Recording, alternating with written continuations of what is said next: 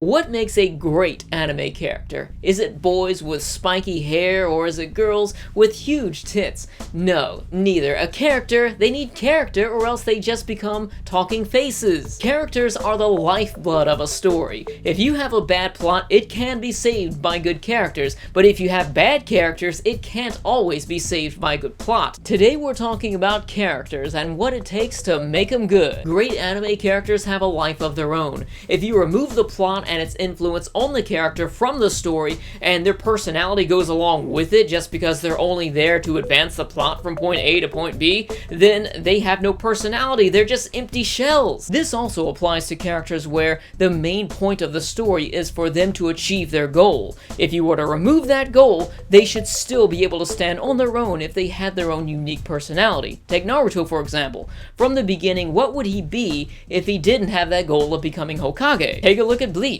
If Ichigo didn't have the goal of rescuing all the different women all the time, where would he be? Look at Fairy Tail. If Natsu didn't have the goal of chasing Lucy around all the time trying to get with her, then, you mean it's not that? What is he doing? What's wrong with him? Stories are just a snapshot of a character's life. We rarely ever see a character who's born, who matures to an age that they would have their own personality, so whenever we see a story, there's always a bit of history that we're not seeing, and that history is something that forms the character's personality. Take a look at Welcome to the NHK, for example. This is a story that also revolves around the goal of our main character, Sato. His goal is to overcome his social anxiety, but even if you were to remove that goal from the picture altogether, he is still a very well-defined character even at the beginning of the series. He still has his internal and external struggles, so he still stands on his own, and he still works even if this goal or the influence of the plot is removed. The history of a character is very important because it forges the personality. You may not see this history in episode 1, but if the story is written well and it includes a history there, then you will see it eventually, and when you see it, it will line up with the character that you saw in episode 1. So it connects, and it feels like you have a full lifespan of the character there because you can see changes from the past version of them that you learned about,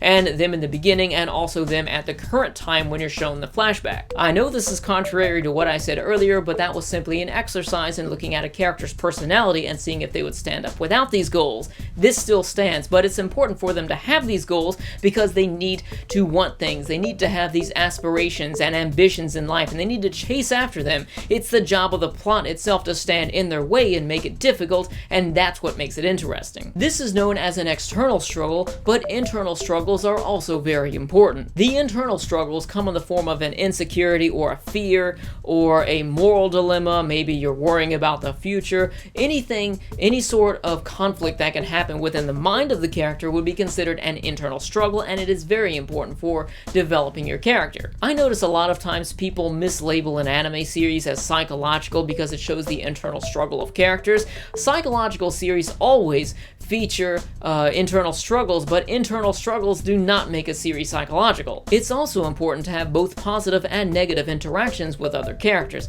This can bring to light some of the hidden layers of the character's personality, causing development. Having characters that are relatable is also something that's pretty important, even if it's in a very small way. Maybe they don't directly relate with you, or maybe they remind you of someone you know, but it still serves to form a connection between the viewer and the character. Sadly, many anime create main characters who are just blank canvases where if you remove all of the influences of the plot or the main goal, you have nothing but a face. And they have these characters as being so bland because it supposedly makes it a bit easier for the viewer to relate to the character. I hear some people saying that they can relate with Kirito, but if you were to remove all influence of the plot on this character, you just have a guy who plays video games because he doesn't fit in. You could just as easily say you relate to a tree because you both stand. I've also heard that people could relate to Kaneki from Tokyo Ghoul, but if you remove the plot influence from that character, the tree I mentioned has more of a personality. If all it took is some shallow characteristic or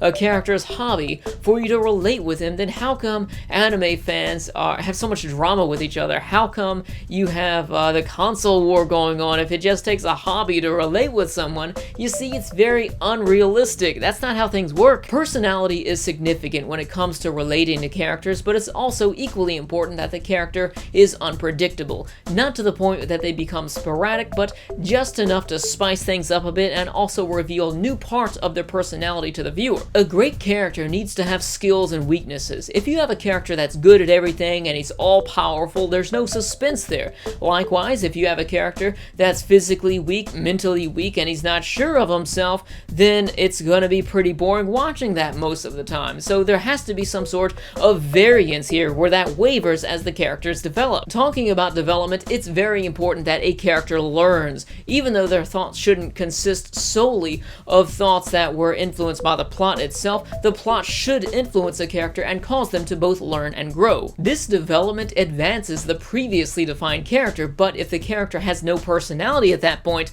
what gets developed? Without their initial personality, this development would serve to define the character on the spot. And the sad thing is, many anime out there, they create these characters that are so bland and so shallow and empty. They're just talking faces. They're like bags with anime archetypes written on the front, waiting for some sort of development to make them, I guess, comparable to a good character on episode 1. A character's personality should be defined with their introduction, not 10, 15, 20 episodes after. Not only is it important for a character to develop, but it's important for a character to have influence over the characters around them and also their surroundings. This is what I would consider to be the perfect anime character. I know it can be hard to find series that incorporate everything not only into its main character but also all of its other characters, because we see plenty of times we have a shallow main character with more intricate supporting characters, and then sometimes we have just very boring, bland supporting characters with an interesting main character,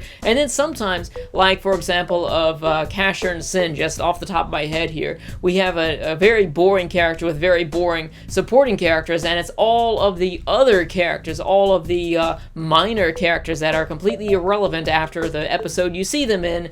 They're actually more interesting than anybody else. But I do have a few recommendations. You might have already seen these. They are Cowboy Bebop, Full Metal Alchemist, Berserk, Homunculus, and Spice and Wolf, just to name a few from various different genres. Having well-written characters isn't the only thing that you need to create a great anime, but it is a major part of creating a great story. Thanks for watching. If you enjoyed this video, be sure to subscribe. If you'd like to support this channel and work towards monthly goals such as live streams, check out my Patreon. Be sure to check out my newly formed Facebook community, the Anime Dojo, linked in the description section below. Thanks again, and I'll see you next time.